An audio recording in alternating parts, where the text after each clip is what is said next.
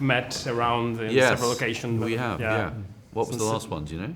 San Sebastian, maybe? Oh, yeah, that's right. Would be. San Sebastian with the and blackbird, yeah. Some years ago. Yeah. So. Okay, rolling, and you have 5 minutes. Perfect. Thank you very much for being with us today. It's a pleasure. My first question would be, what does it mean being here today with this film in Venice? Roger? Well, it's fantastic. I mean, it's unbelievably liberating and exciting to be in a gathering like this again, to be part of, to feel the connected to film culture in real terms. Tonight will be the first time I'll have the opportunity to see this film with an audience. So far I've only seen it in cutting rooms or in tiny little viewing theatres in London. So it's amazing, and we are extremely grateful not only to the festival but to the whole government of the Veneto for going to such enormous efforts to make sure that this is actually happening. Mm-hmm. Jim, you made a reflection in the press conference about all other people with roles like yours, protagonist roles, and how do you feel getting a big part like this? I mean, is it usual? No, it's they're few and far between at the moment to have your main protagonist as a man of my age. It's very unusual. I think it's occasionally it happens, but to get a brilliantly written one that is going to be directed by Roger is absolutely unique and very special. And I read the script and I thought, this is fantastic. I love it. I love the character. I love the complexity of the character and what the film is saying. So it was very unusual. But it is, as I was saying earlier,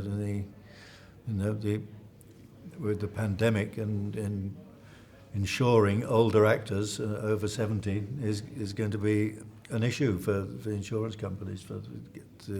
So maybe there will be just slightly opting to keep it down to younger casts. I don't know. Mm-hmm. Mm-hmm.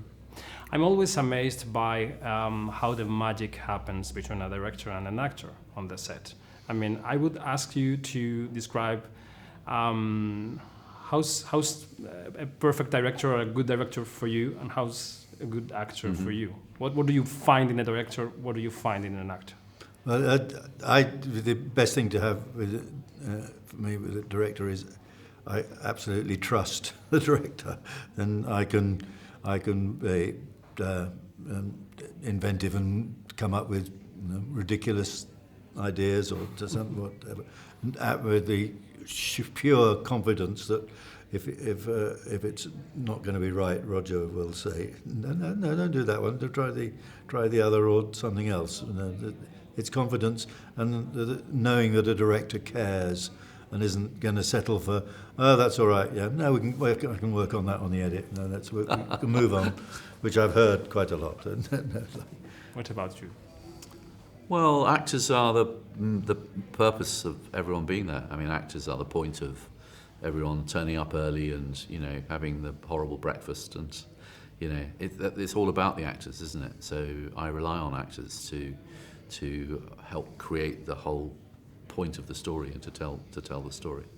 I feed off actors. I feed off their ideas, their personalities, the parts of themselves that they allow to be investigated by the camera. I think it's the thing that is most important. It's the most important ingredient on the set is the actor. Mm. Over the last decade, we've been discussing about the death of cinemas and the change in the cinema business.